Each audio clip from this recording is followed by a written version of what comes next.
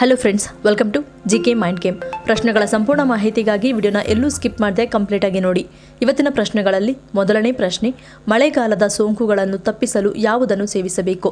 Options: A vitamin C, B ಬೆಳ್ಳುಳ್ಳಿ, C ಶುಂಠಿ, D ಮೊಸರು.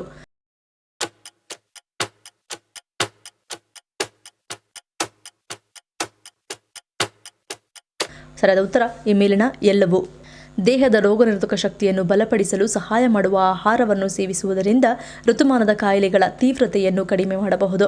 ವಿಟಮಿನ್ ಸಿ ಅಧಿಕವಾಗಿರುವ ನಿಂಬೆಹಣ್ಣು, ಕಿತ್ತಳೆ ಮತ್ತು ಹಣ್ಣುಗಳಂತಹ ಸಿಟ್ರಸ್ ಹಣ್ಣುಗಳನ್ನು ಸೇವಿಸುವುದರಿಂದ ರೋಗನಿರೋಧಕ ಶಕ್ತಿ ಸುಧಾರಿಸುತ್ತದೆ. ಬೆಳ್ಳುಳ್ಳಿ ಮತ್ತು ಶುಂಠಿಯಂತಹ ನೈಸರ್ಗಿಕ ಬ್ಯಾಕ್ಟೀರಿಯಾ ವಿರೋಧಿ ಗುಣಗಳನ್ನು ಹೊಂದಿರುವ ಪದಾರ್ಥಗಳು ದೇಹವನ್ನು ವೈರಸ್ಗಳಿಂದ ರಕ್ಷಿಸುತ್ತದೆ. ಮೊಸರು ಮತ್ತು ಮಜ್ಜಿಗೆಯಂತಹ ಪ್ರೋಬಯೋಟಿಕ್ ಆಹಾರಗಳು ಆರೋಗ್ಯವನ್ನು ಸುಧಾರಿಸುತ್ತದೆ ಮತ್ತು ಸರಿಯಾದ ಜೀರ್ಣಕ್ರಿಯೆಯನ್ನು ಖಚಿತಪಡಿಸುತ್ತದೆ. ಇವುಗಳಲ್ಲದೆ ಪಾಲಕ್ನಂತಹ ಹಸಿರು ತರಕಾರಿಗಳು ಕಬ್ಬಿಣ ಮತ್ತು ಉತ್ಕರ್ಷಣ ನಿರೋಧಕಗಳಿಂದ ರೋಗನಿರೋಧಕ ಶಕ್ತಿಯನ್ನು ಹೆಚ್ಚಿಸುತ್ತವೆ. ಎರಡನೇ ಪ್ರಶ್ನೆ, ಮೂತ್ರದ ಯಾವ ಲಕ್ಷಣಗಳು ನಮ್ಮ ಲಿವರ್ ಡ್ಯಾಮೇಜ್ ಆಗುತ್ತಿದೆ ಎನ್ನುವುದನ್ನು ಸೂಚಿಸುತ್ತದೆ? ಆಪ್ಷನ್ಸ್: ಎ ಬಣ್ಣ, ಬಿ ವಾಸನೆ, ಸಿ ನೊರೆ, ಡಿ ಮೇಲಿನ ಎಲ್ಲವೂ.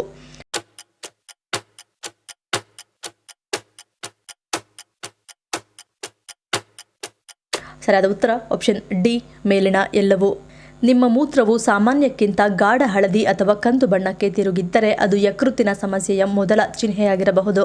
ಯಕೃತ್ತು ಸರಿಯಾಗಿ ಕಾರ್ಯನಿರ್ವಹಿಸದ ಕಾರಣ ಈ ರೀತಿಯ ಮೂತ್ರ ಉಂಟಾಗುತ್ತದೆ. ಇದು ನಿಮಗೆ ಆಗುತ್ತಿದ್ದರೆ ತಕ್ಷಣ ಜಾಗರೂಕರಾಗಿರಿ. ಇನ್ನು ಅಸಹಜವಾಗಿ ಹಾಗೂ ಬಲವಾದ ದುರ್ವಾಸನೆಯುಳ್ಳ ಮೂತ್ರ ಯಕೃತ್ತಿನ ಹಾನಿಯಾಗುವ ಮತ್ತೊಂದು ಲಕ್ಷಣವಾಗಿದೆ. ಯಕೃತ್ತು ವಿಷವನ್ನು ಸರಿಯಾಗಿ ಸಂಸ್ಕರಿಸಲು ಸಾಧ್ಯವಾಗದಿದ್ದಾಗ ಅವು ಮೂತ್ರಪಿಂಡಗಳು ಮತ್ತು ಮೂತ್ರದ ಮೂಲಕ ಹೊರಹಾಕಲ್ಪಡುತ್ತವೆ. ಇದು ಮೂತ್ರದಲ್ಲಿ ದುರ್ವಾಸನೆಯನ್ನು ಉಂಟುಮಾಡಬಹುದು. ಮೂತ್ರವು ನೊರೆಯಂತೆ ಕಾಣಿಸಿಕೊಂಡರೆ ಮತ್ತು ಇದು ಮುಂದುವರೆದರೆ ಅದು ಪ್ರೋಟೀನ್ ಸೋರಿಕೆಯ ಸಂಕೇತವಾಗಿರಬಹುದು. ಇದು ಯಕೃತ್ತಿನ ಹಾನಿ ಅಥವಾ ಯಕೃತ್ತಿನ ಸಿರೋಸಿಸ್ಗೆ ಸಂಬಂಧಿಸಿದೆ. ಮೂರನೇ ಪ್ರಶ್ನೆ, ಪದೇ ಪದೇ ಗಂಟಲು ನೋವು ಬರುತ್ತಿದ್ದರೆ ಏನು ಮಾಡಬೇಕು? ಆಪ್ಷನ್ಸ್: ಎ ಗಾರ್ಗಲ್, ಬಿ ಬಿಸಿ ಶಾಖ, ಸಿ ಎಣ್ಣೆ ಮಸಾಜ್, ಡಿ ಉಪ್ಪು ನೀರು ಸೇವನೆ.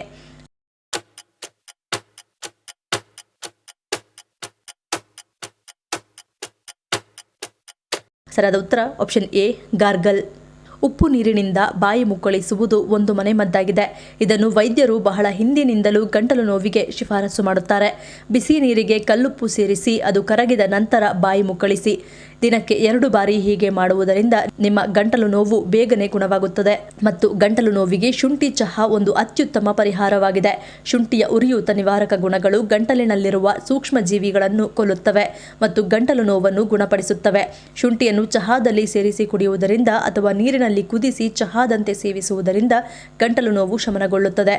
ಸೂಕ್ಷ್ಮ ಜೀವಿಗಳು ಸಹ ನಾಶವಾಗುತ್ತವೆ. ನಾಲ್ಕನೇ ಪ್ರಶ್ನೆ, ನಮ್ಮ ದೇಹದ ಲಯ ಸರಿಯಾಗಿ ಕಾರ್ಯನಿರ್ವಹಿಸಲು ಯಾವುದು ಅತ್ಯಗತ್ಯ? Options: A melatonin, B pituitary ಗ್ರಂಥಿ, ಸಿ ಪೀನಲ್ ಗ್ರಂಥಿ, ಡಿ ಕ್ಯಾಲ್ಸಿಯಂ.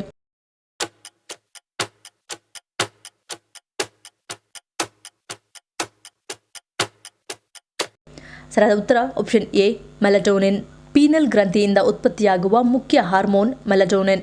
ಇದನ್ನು ಸಾಮಾನ್ಯವಾಗಿ ನಿದ್ರೆಯ ಹಾರ್ಮೋನ್ ಎಂದು ಕರೆಯಲಾಗುತ್ತದೆ. ಇದು ದೇಹದ ಸಿರ್ಕಾಡಿಯನ್ ಲಯವನ್ನು ನಿಯಂತ್ರಿಸುತ್ತದೆ. ಮೆಲಟೋನಿನ್ ಮಾನವರು, ಪ್ರಾಣಿಗಳು, ಶಿಲೀಂಧ್ರಗಳು, ಸಸ್ಯಗಳು ಮತ್ತು ಬ್ಯಾಕ್ಟೀರಿಯಾಗಳಲ್ಲಿ ಕಂಡುಬರುವ ಒಂದು ಹಾರ್ಮೋನ್ ಆಗಿದೆ. ಇದು ದೇಹದ ದೈನಂದಿನ ನಿದ್ರೆಯ ಚಕ್ರವನ್ನು ನಿಯಂತ್ರಿಸುವಂತಹ ವಿವಿಧ ಸೆಲ್ಯುಲಾರ್, ನ್ಯೂರೋಎಂಡೋಕ್ರೈನ್ ಮತ್ತು ನ್ಯೂರೋಫಿಸಿಯೋಲಾಜಿಕಲ್ ಪ್ರಕ್ರಿಯೆಗಳಲ್ಲಿ ಭಾಗವಹಿಸುತ್ತದೆ. ಈ ವಸ್ತುವಿನ ಕೊರತೆಯು ನಿದ್ರಾಹೀನತೆ ಮತ್ತು ಖಿನ್ನತೆಗೆ ಕಾರಣವಾಗಬಹುದು. ಐದನೇ ಪ್ರಶ್ನೆ, ಸೈನಸ್ನಿಂದ ಮೂಗು ಕಟ್ಟುವುದು, ತಲೆನೋವು ಕಾಡುತ್ತಿದ್ದರೆ ಯಾವುದನ್ನು ಸೇವಿಸಬೇಕು? ಆಪ್ಷನ್ಸ್: ಎ ತುಳಸಿ, ಬಿ ಬಾಳೆಹಣ್ಣು, ಸಿ ಶುಂಠಿ, ಡಿ ಬೆಳ್ಳುಳ್ಳಿ.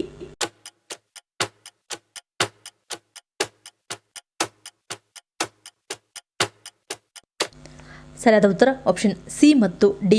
ಶುಂಠಿಯಲ್ಲಿ ಉತ್ಕರ್ಷಣ ನಿರೋಧಕಗಳು ಮತ್ತು ಉರಿಯೂತದ ಗುಣಲಕ್ಷಣಗಳು ಇವೆ. ಇದು ಸೈನಸ್ ಉರಿಯೂತವನ್ನು ಕಡಿಮೆ ಮಾಡಲು ಸಹಾಯ ಮಾಡುತ್ತದೆ. ಇದಲ್ಲದೆ ಮೂಗು ಮತ್ತು ಸೈನಸ್ಗೆ ಸಂಬಂಧಿಸಿದ ತಲೆನೋವಿನಿಂದಲೂ ಇದು ಪರಿಹಾರವನ್ನು ನೀಡುತ್ತದೆ.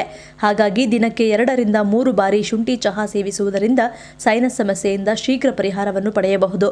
ಸೈನಸ್ ಸಮಸ್ಯೆಯನ್ನು ಹೋಗಲಾಡಿಸಲು ಬೆಳ್ಳುಳ್ಳಿಯನ್ನು ಸೇವಿಸಬಹುದು. ಇದು ಬ್ಯಾಕ್ಟೀರಿಯಾ ವಿರೋಧಿ ಮತ್ತು ಆಂಟಿಫಂಗಲ್ ಗುಣಲಕ್ಷಣಗಳನ್ನು ಹೊಂದಿದೆ. ಇದು ಸೋಂಕುಗಳ ವಿರುದ್ಧ ಹೋರಾಡಲು ಸಹಾಯ ಮಾಡುತ್ತದೆ. 2 ರಿಂದ 3 ಎಸಳು ಬೆಳ್ಳುಳ್ಳಿಯನ್ನು ಪುಡಿ ಮಾಡಿ ಬಿಸಿ ನೀರಿನಲ್ಲಿ ಬೆರೆಸಿ ಸೇವಿಸಿ. 6ನೇ ಪ್ರಶ್ನೆ, ಉತ್ತರ ಪ್ರದೇಶದ ಯಾವ ನಗರವೊಂದನ್ನು ಮೊಘಲ್ ಸಿಹಿ ತಿಂಡಿಗಳ ನಗರ ಎಂದು ಕರೆಯಲಾಗುತ್ತದೆ? Options A Meerut, B Allahabad, C Noida, D Agra.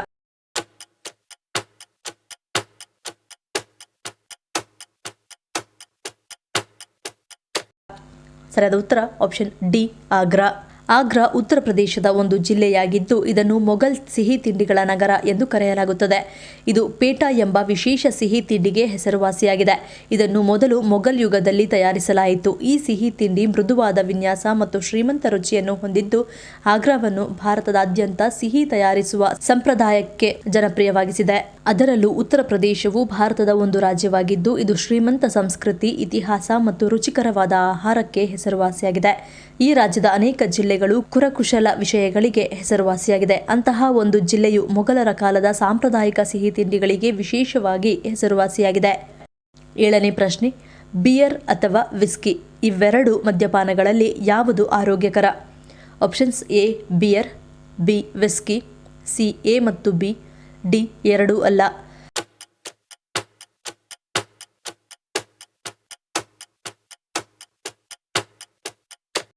ಸರಿಯಾದ ಉತ್ತರ ಆಪ್ಷನ್ ಬಿ ವಿಸ್ಕಿ. ತಜ್ಞರ ಪ್ರಕಾರ ನಿಮ್ಮ ತೂಕವನ್ನು ನಿಯಂತ್ರಿಸಲು ಬಯಸಿದರೆ ಕ್ಯಾಲೋರಿಗಳು ಮತ್ತು ಕಾರ್ಬೋಹೈಡ್ರೇಟ್ಗಳು ಕಡಿಮೆ ಇರುವ ವಿಸ್ಕಿ ಉತ್ತಮ ಆಯ್ಕೆಯಾಗಿದೆ. ಹೃದಯದ ಆರೋಗ್ಯದ ವಿಷಯದಲ್ಲಿ ಈ ಎರಡೂ ಪಾನೀಯಗಳು ಕೆಲವು ಪ್ರಯೋಜನಗಳನ್ನು ನೀಡುತ್ತವೆ. ಆದರೆ ವಿಸ್ಕಿಯಲ್ಲಿರುವ ಉತ್ಕರ್ಷಣ ನಿರೋಧಕಗಳು ಹೆಚ್ಚುವರಿ ರಕ್ಷಣೆ ನೀಡುತ್ತವೆ. ಜೀರ್ಣಕ್ರಿಯೆಗೆ ವಿಸ್ಕಿ ಉತ್ತಮ, ಆದರೆ ಬಿಯರ್ ಕರುಳಿನ ಬ್ಯಾಕ್ಟೀರಿಯಾವನ್ನು ಬೆಂಬಲಿಸುತ್ತದೆ. ಆದರೆ ಇವೆರಡೂ ಅತಿಯಾಗಿ ಸೇವಿಸಿದರೆ ಹಾನಿಕಾರಕವಾಗಬಹುದು. 8ನೇ ಪ್ರಶ್ನೆ, ಮಾವಿನ ಹಣ್ಣನ್ನು ಯಾವ ಸಮಯದಲ್ಲಿ ತಿನ್ನಲೇಬಾರದು ಎನ್ನುತ್ತಾರೆ? ಆಪ್ಷನ್ಸ್ ಎ ಖಾಲಿ ಹೊಟ್ಟೆಯಲ್ಲಿ, ಬಿ ಮಧ್ಯಾಹ್ನ, ಸಿ ಸಂಜೆ, ಡಿ ರಾತ್ರಿ.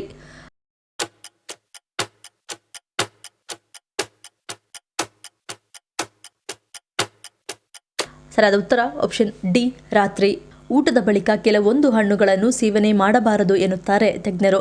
ಇದರಲ್ಲಿ ಮಾವಿನ ಹಣ್ಣುಗಳು ಕೂಡ ಒಂದು, ಏಕೆಂದರೆ ರಾತ್ರಿ ಸಮಯದಲ್ಲಿ ದೇಹದ ಜೀರ್ಣಕ್ರಿಯೆ ಪ್ರಕ್ರಿಯೆಯು ನಿಧಾನವಾಗಿರುತ್ತದೆ. ಅಂತಹ ಪರಿಸ್ಥಿತಿಯಲ್ಲಿ ಮಾವಿನ ಹಣ್ಣನ್ನು ಸೇವನೆ ಮಾಡುವುದರಿಂದ ಜೀರ್ಣಾಂಗ ವ್ಯವಸ್ಥೆಯಲ್ಲಿ ಸಮಸ್ಯೆ ಉಂಟಾಗುವ ಸಾಧ್ಯತೆ ಇರುತ್ತದೆ.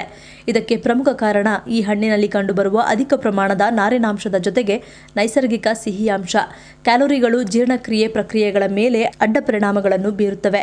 ಇನ್ನು ಆರೋಗ್ಯ ತಜ್ಞರು ಹೇಳುವ ಪ್ರಕಾರ ಇದೇ ಕಾರಣಕ್ಕೆ ಕೆಲವೊಮ್ಮೆ ಗ್ಯಾಸ್ಟ್ರಿಕ್, ಅಜೀರ್ಣ, ಹೊಟ್ಟೆ ನೋವು ಮತ್ತು ಹೊಟ್ಟೆಯುಬ್ಬರದಂತಹ ಸಮಸ್ಯೆಗಳು ಕೂಡ ಕಂಡುಬರುವ ಸಾಧ್ಯತೆ ಹೆಚ್ಚಿರುತ್ತದೆ. ಮಾವಿನ ಹಣ್ಣಿನಲ್ಲಿ ನೈಸರ್ಗಿಕ ಸಕ್ಕರೆ ಅಧಿಕವಾಗಿದೆ. ಹೀಗಾಗಿ ರಾತ್ರಿ ಮಲಗುವ ಸಮಯದಲ್ಲಿ ಈ ಹಣ್ಣನ್ನು ಸೇವನೆ ಮಾಡುವುದರಿಂದ ರಕ್ತದಲ್ಲಿನ ಸಕ್ಕರೆ ಮಟ್ಟ ಹಠಾತ್ ಹೆಚ್ಚಳಕ್ಕೆ ಕಾರಣವಾಗಬಹುದು. ಹೀಗಾಗಿ ಈಗಾಗಲೇ ಮಧುಮೇಹ ಕಾಯಿಲೆಯಿಂದ ಬಳಲುತ್ತಿರುವವರು ಈ ಹಣ್ಣಿನಿಂದ ದೂರವಿದ್ದರೆ ಒಳ್ಳೆಯದು. ಮಲಗುವ ಮುನ್ನ ಸಕ್ಕರೆ ಅಧಿಕವಾಗಿರುವ ಆಹಾರವನ್ನು ಸೇವಿಸುವುದರಿಂದ ಇನ್ಸುಲಿನ್ ಸೂಕ್ಷ್ಮತೆಯ ಮೇಲೂ ಪರಿಣಾಮ ಬೀರುತ್ತದೆ. 9ನೇ ಪ್ರಶ್ನೆ, ಸ್ವೀಡನ್ಗೆ ಭಾರತದ ರಾಯಭಾರಿಯಾಗಿ ಯಾರನ್ನು ನೇಮಕ ಮಾಡಲಾಗಿದೆ? Options A Anurag Bhushan, B Ram Lohan, C K Somashekar, D Srihari ಎಲ್.ಆರ್.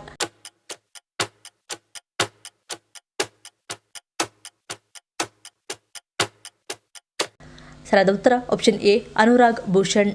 1995ರ ಬ್ಯಾಚ್ನ ಅನುಭವಿ ಭಾರತೀಯ ವಿದೇಶಾಂಗ ಸೇವೆ ಅಧಿಕಾರಿ ಅನುರಾಗ್ ಭೂಷಣ್ ಅವರನ್ನು ಸ್ವೀಡನ್ ಸಾಮ್ರಾಜ್ಯದ ಮುಂದಿನ ರಾಯಭಾರಿಯಾಗಿ ಭಾರತ ನೇಮಿಸಿದೆ.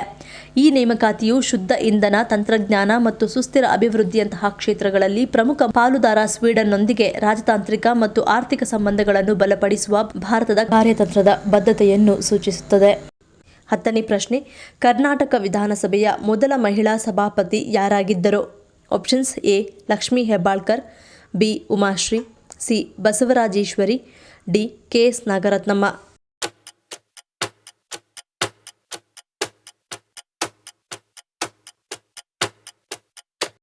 ಸರಿಯಾದ ಉತ್ತರ option D K S. Nagarathnamma.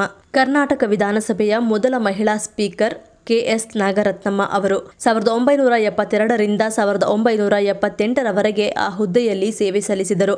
Nagarathnamma ಅವರು 7 ಬಾರಿ ಪ್ರತಿನಿಧಿಸಿದ ಕ್ಷೇತ್ರವಾದ ಗುಂಡ್ಲುಪೇಟೆಯ ಜನರು ಇಂದಿಗೂ ಅವರನ್ನು ಪ್ರೀತಿಯಿಂದ ಅಮ್ಮ ಎಂದು ಕರೆಯುತ್ತಾರೆ. ಅವರು ಕರ್ನಾಟಕ ರಾಜಕೀಯದಲ್ಲಿ ತಮ್ಮದೇ ಆದ ಒಂದು ಸ್ಥಾನವನ್ನು ಗಳಿಸಿಕೊಂಡರು. ಶಾಸಕಿಯಾಗಿ, ಸಚಿವೆಯಾಗಿ, ವಿಧಾನಸಭೆಯಲ್ಲಿ ವಿರೋಧ ಪಕ್ಷದ ನಾಯಕಿಯಾಗಿ ಮತ್ತು ಕೆಳಮನೆ ಸ್ಪೀಕರ್ ಆಗಿ.